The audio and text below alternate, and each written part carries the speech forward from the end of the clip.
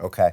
It's a great way you articulated that because, again, if you look at back when Bitcoin was created, at the time, it solved a bunch of problems that the market had. And so, again, the market tested it. It had a use case, which was Silk Road. And again, it brought a lot of value to people. But then we needed the next stage. And then Ethereum came in with all of these wish lists, all the Antonopoulos wish lists with the smart contract, et cetera. But of course, it couldn't foresee that it itself might, have its own growth issues and things from 7 years from now. And it looks like Charles is trying to look, that 10, 20, 30 years ahead. Maybe now, since we at least have a base of what we maybe know what this is, we can maybe see a little bit further ahead in time. Now, probably you can't see 100 years out, but I'm sure Charles is thinking 20, 30, 40 years out, whereas that would probably be impossible with Bitcoin creation because you didn't even know if it was going to go anywhere.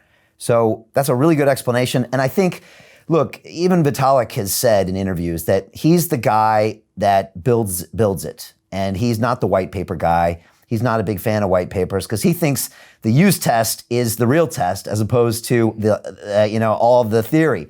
And again, I'm an MIT grad, but I'm also an engineer. So I went to work at Ford Motor Company. We built cars that went on the road. I didn't sit in the lab and create theories. So I see where both have their places. And it looks like Charles is doing the longer game. And that could create an amazing piece of infrastructure. I guess we'll just have to see how that plays out. But again, Ethereum could come back. We've got this new 2.0 moving from proof of work to proof of stake. How do you see that battle playing out in the future? And how do you explain that to your grandma when she's trying to find out what's up with proof of work, proof of stake? And of course, you got the information war coming in that it's going to ruin the environment and Elon doing this. What's your 2-minute answer on that? And what will the future of that be? Yeah. So here's one of the beautiful things about crypto that I think is one of the most misunderstood, misinterpreted things. It doesn't really matter whether, like, to the average person, you shouldn't have to explain what proof of work is or proof of stake. The only reason why we're talking about it is because of the environmental argument for proof of work. So I do believe, which proof of work is Bitcoin mining or crypto mining. Proof of stake is where the consensus of the network is done by nodes on the network that hold a certain amount of the crypto. So they got all the motivation to send the transactions. A lot of people don't care about that. Proof of work is crypto mining. Proof of stake is where people hold crypto to verify the transactions, okay? The only reason we're talking about it is because of the environmental concerns. But here's the thing. How many people use the internet? Everyone basically, right? 95% of the world, I think, is the last number that I saw. How many people understand what an HTTP protocol is? I think the P stands for protocol, right? We all go in and we all type it into the browser, especially when we had to start adding the S to it, right? For the secure, website browsing. How many people can, number one, say what that is? And number two, explain how it works? It doesn't matter. Some people, I'm sure there's some people in the chat right now that are saying it's, high throughput transfer or what. I don't even know what it is. I like the fact that I don't actually know. I want to keep not knowing what it stands for. Okay. But some people in the chat are saying, well, I know what that is. Like, I can explain what that is. You're the vast minority. You're the vast minority. 99% of people, maybe 95 or 90% of people that are browsing the internet right now couldn't tell you what that is. And they use it every day. It doesn't matter how the network comes to consensus. What matters is that it comes to consensus. Now, when it comes to the Bitcoin mining, like, it's all in the news about the environmental stuff. We could do an entire episode where I basically debunk all of these arguments about Bitcoin mining. Gold mining uses way more energy than Bitcoin mining does. Banking infrastructure uses way more energy than Bitcoin does. Oh yeah. And the Bitcoin mining, it's mostly done now on renewable energy sources. So, and it continuing, Elon Musk and Tesla, they're given the ability to develop greener ways of doing things. For Bitcoin, they say, you're not allowed to develop greener ways. You're not green enough right now, so you're done.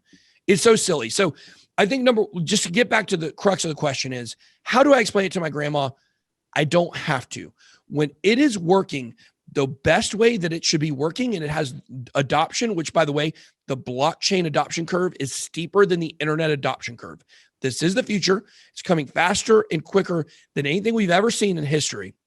outside of what's funny is, the most adopted technology in history was a VCR. But anyways, that's neither here nor there. Also, it went out pretty quick. It's coming. It's in the future. It's going to work when everybody's using it and they're not sitting there thinking about like, oh, wow, I'm using blockchain. All they know is, wow, I'm using a censorship resistant social media platform. That's where the real win is. And that's where we're heading in crypto. DeFi, which stands for decentralized finance. This is a $9 trillion per year marketplace. I want to talk about our brand new DeFi Academy. Our first program is called the DeFi Accelerator, and we have been absolutely inundated with applications from around the world. I'm going to be talking about how you can profit from what I'm calling the greatest dislocation of wealth in human history. Decentralized finance is already revolutionizing the world of finance. You just don't know it yet. I'm going to talk about the difference between DeFi and cryptocurrencies. There's a big difference. I want to go into how to trade the markets. It takes a lot of discipline. It takes emotional discipline. It takes intelligence. It's not an easy thing to do. I'm looking for a small group of people who want to actively participate in this upcoming DeFi revolution. I'm looking for serious individuals only with real net worth who want to build this exciting financial infrastructure. I'm looking for partners, collaborators, investors, colleagues who want to join forces and create real value and generational wealth. If you're one of those people, go to LondonReal.tv/DeFi and submit your application. Now you've got a chance. Life all comes down to a few moments. You have a chance now to join me on this incredible adventure for the next 10 years. It will change your life, the lives of your children and grandchildren, maybe the life of billions of people on this planet. What are you going to do? What's the choice that you're going to make?